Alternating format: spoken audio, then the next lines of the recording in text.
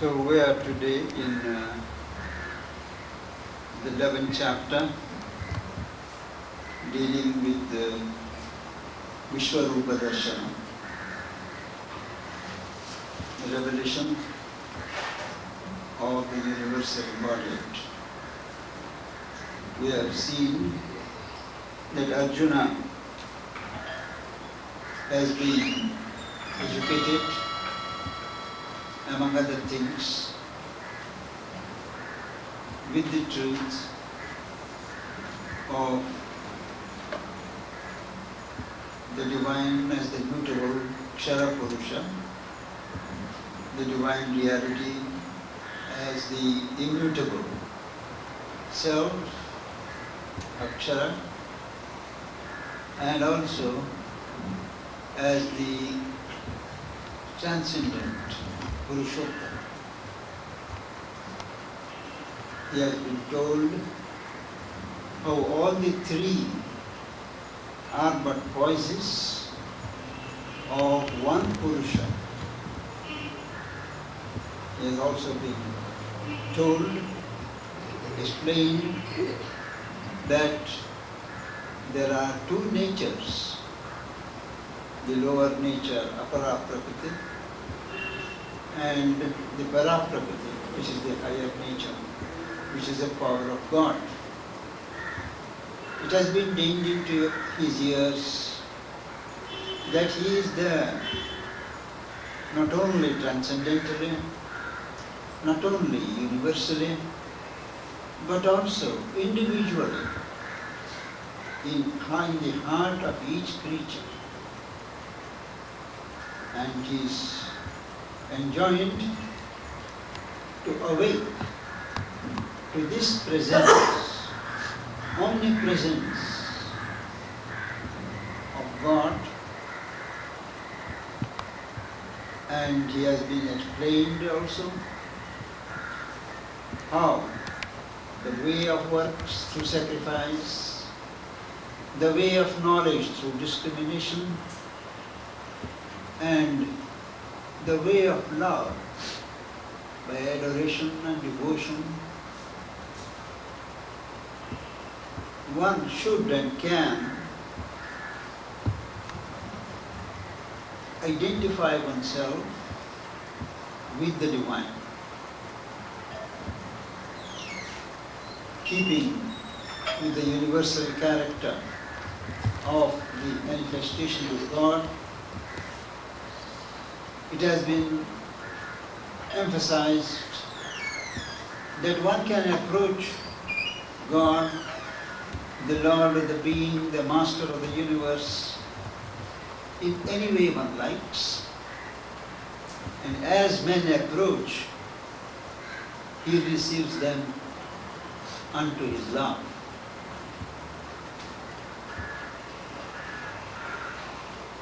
After all this knowledge, spiritual experience has sunk into his being, Arjuna is naturally curious to see what's the real form. One can't see the transcendental form, one can't see the universal form, one can't see the immutable, but there must be some form. So he begs of Lord Krishna to show him his own form. And the Lord, in his grace, condescends to respond to his prayer and says, "Here I am. You see me as I am." But then he adds, "You can't see me with your human eye. It is only a divine eye that can see. Even the gods, the sages, they can't see unless you have the divine vision." And he gives that vision to Arjuna so that he may behold the form of glory, the wondrous figure of the universal Godhead. And these verses are famous. Arjuna sees one after another a number of fleeting forms. At this moment this, next moment another. It is a continuous vision of variegated forms, all passing through his being, Lord Krishna's manifested being. And as he sees, he also comes to a stage when he sees him as time the destroyer, Kala Purusha, and he sees 1,000 tongues lapping up the flesh and the blood of men who are slain in the battle. Soldiers and hosts of armies rushing into his mouth, not to be seen again. And he is afraid. He quivers. And on the other side he sees the rishis, the sages, singing the glory of God, trying to pacify the destroyer of the time. And Arjuna is overcome by a fear, a nervous fear. And he says, I have seen enough. I can't bear to see any longer. Who are you really? I have seen so many changes. Then the Lord tells him that he has been there from the beginning, he is the origin, and he has created this universe. He swallows back the universe, he keeps it in life, he withdraws in death, that he is death, he is life, and he spells out the various modifications which he undergoes in the course of this manifestation. And then Arjuna says, it is enough, I can't bear any longer, and show me your normal, serene form with your four hands. And the Lord complies with his wish. And once again reveals the usual form which Krishna is used to see. There is a controversy among scholars whether the form which Arjuna used to see Krishna in was normally a 4 arms or 2 arms. This is the usual custom of the scholars, because he especially says, show me your usual form with 4 arms. Was Arjuna gifted with a subtle sight that where normal human beings saw only 2 hands, he could see 4? So the debate continues, we are not concerned with that. And Arjuna comes down.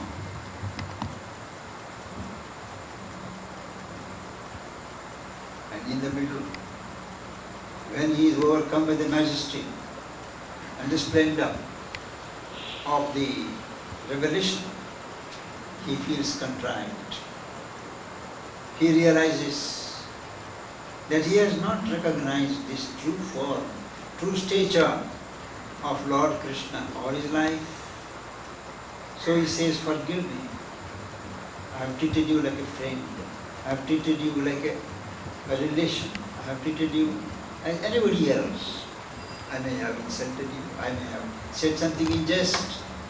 You forgive. And it is a famous expression which men often recall when they find that they have unwittingly offended great people, great sages,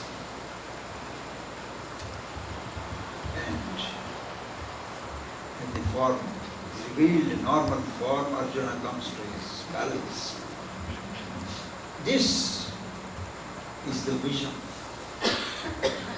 Sri Aurobindo draws pointed attention to one or two features which the Gita intends to emphasize in this apocalyptic vision. First is, the Lord is not only the friend of the peoples, Father of the world, but he is also a destroyer. Time the destroyer. He is the destroyer as time. He creates, he preserves, he withdraws, he destroys, and all are part of his working. Destruction is as much a part of his manifestation as construction. Destruction because when a thing or a system or an institution or a civilization or an order becomes effete, lifeless, does not move with the time, becomes moribund, it is time for it to destroy it, to be withdrawn, so that a new construction can emerge in its place. The old and the decrepit cannot be allowed to prevent, to delay the emergence of the new. It is in that sense that time the destroyer plays an indispensable part in this universe. Destruction is a part that has to be played as long as this universe is in the shadow of ignorance. It is because of this ignorance, because of this sense of separativity, as a result of ignorance, that periodical destruction has become necessary. And that is why death is described as a process of life.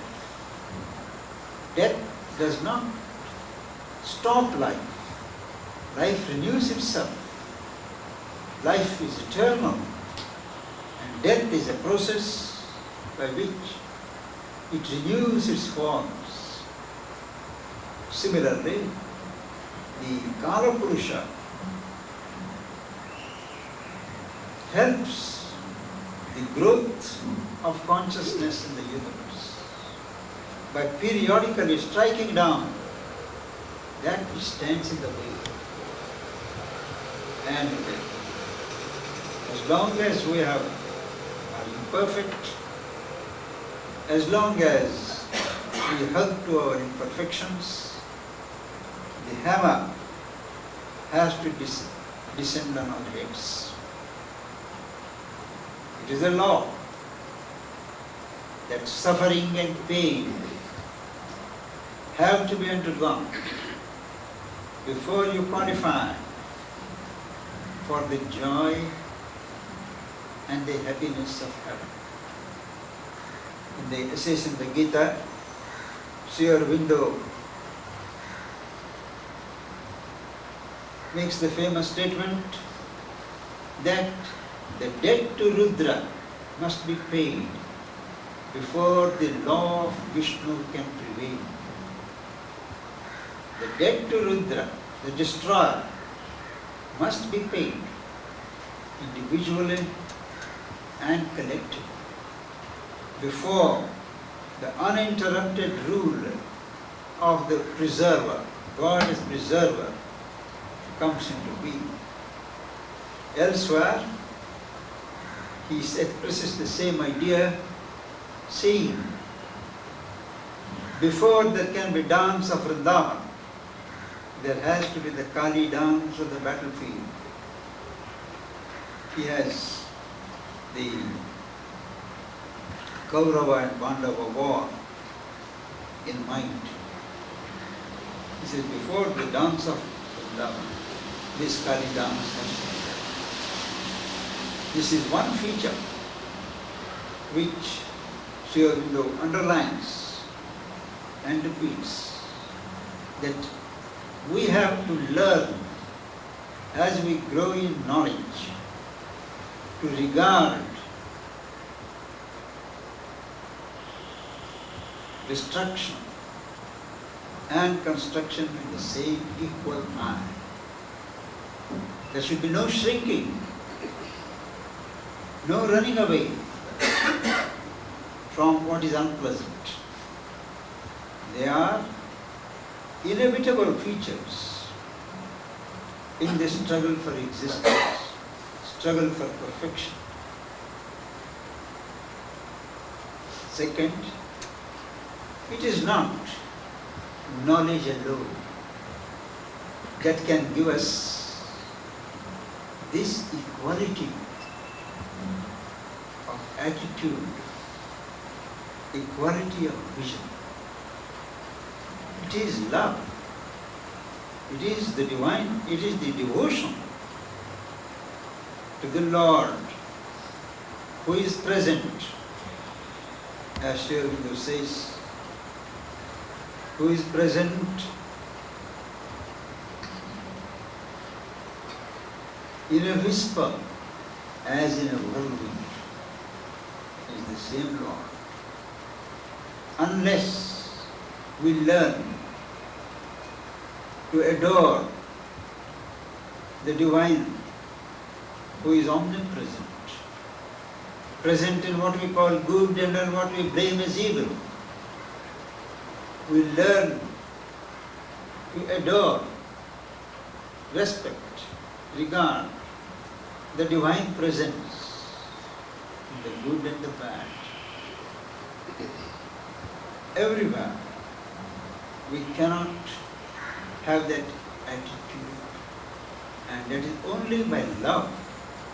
Love is, true love is when you cancel your ego and when you give yourself without reserve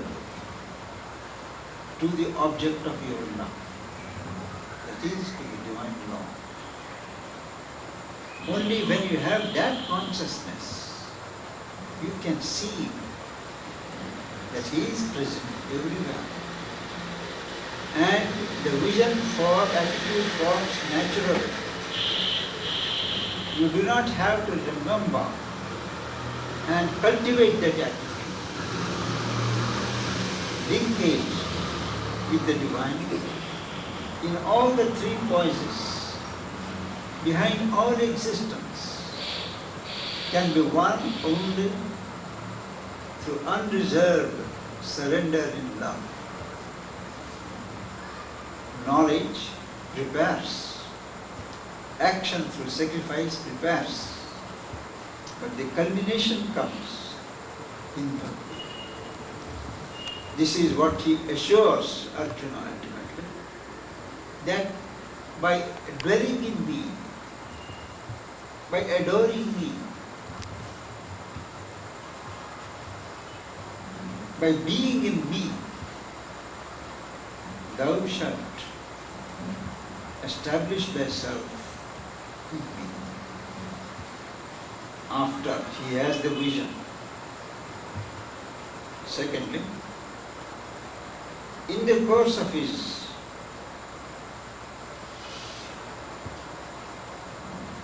answers to the hero, when he points to all these soldiers and armies being devoured and blood trickling down from the lips, he says, you have seen that all these armies have been already killed by me. You are only to be the instrument, nimitta matra.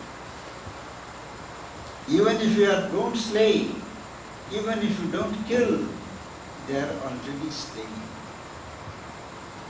It's better to do your duty and enjoy the opulent kingdom that is yours.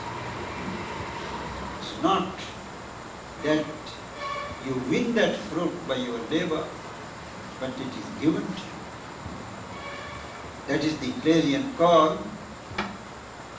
he makes addressing Arjuna, that he as the destroyer has already slain. In another place, Sri Aurobindo states that this Kala Purusha, which is called the Zedgist in the European languages, he always chooses one or few instruments through whom his force acts. They may delude themselves saying that they are powerful and they have done as Napoleon did. But the fact is that it is this time spirit that rushes to fulfill its purpose through whatever instruments, whether they are weak, whether they are middling, or whether they are fit. It makes them fit, it makes them channels. This is the concluding note of this chapter, the Vishwarupa, calling upon man not to shrink from destruction, not to shrink from violence, but to accept it as a part of the manifestation of God. Then somebody asked, how do we meet it? How do we meet evil?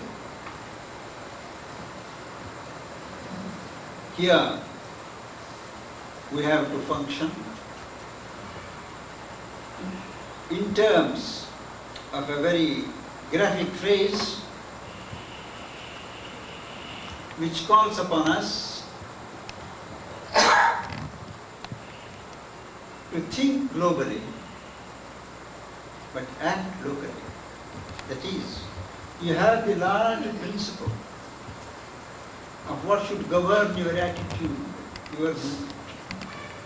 But on the spot, you have to do what you have to do. If you have to kill, you have to kill. If you have to save, you have to save. But when you kill, when you fight, you should not have hatred in your heart. A very difficult proposition. But still, to recognize God as destroyer and be an instrument necessarily requires that you have no hatred in your heart. Sri Aurobindo says, you should have love in your heart. You should kill with love. I don't know whether it is possible for any human being, but still, it is possible not to hate. We kill mosquitoes, we kill harmful insects, not that we hate them, but as a necessity of life. Similarly, in the battles, the armies of the right have to put down the armies of the wrong. Pandavas have to fight and put down, exterminate the armies of the Kauravas.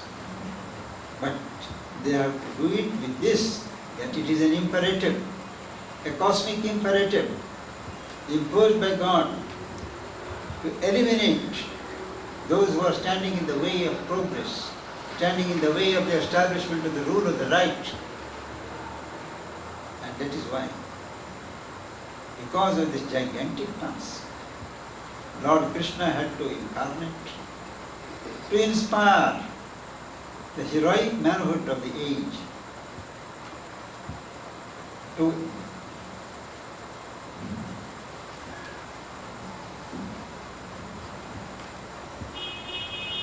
enter upon this manslaughter of a colossal kind.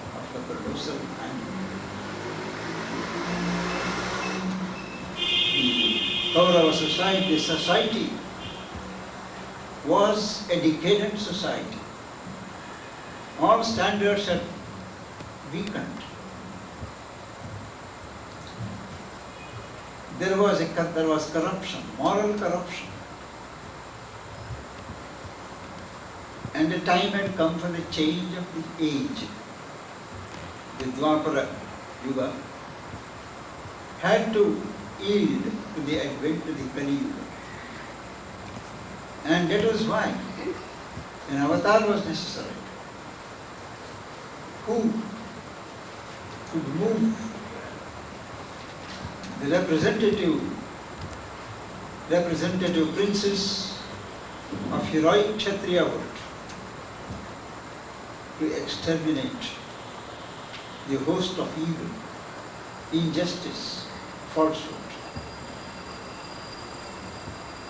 Whether they followed Lord Krishna's injunction and killed without hatred is more than I can say. But the fact is, ultimately, hardly anywhere left to enjoy the fruits of war, battle. But that is a matter which concerns time the destroyer and not the petty human misdoings.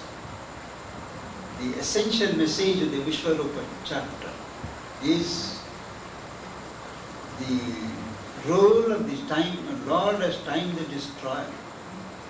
He has spoken enough as friend of the peoples, Lord of nature, lover of devotees. In the same text, we have the picture of time, the Lord as the time the destroyer.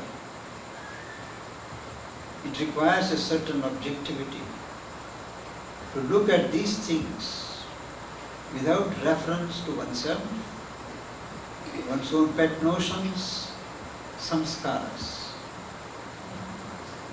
Humanity was on the verge of a big change at that time, and that is to shake it into certain new attitudes.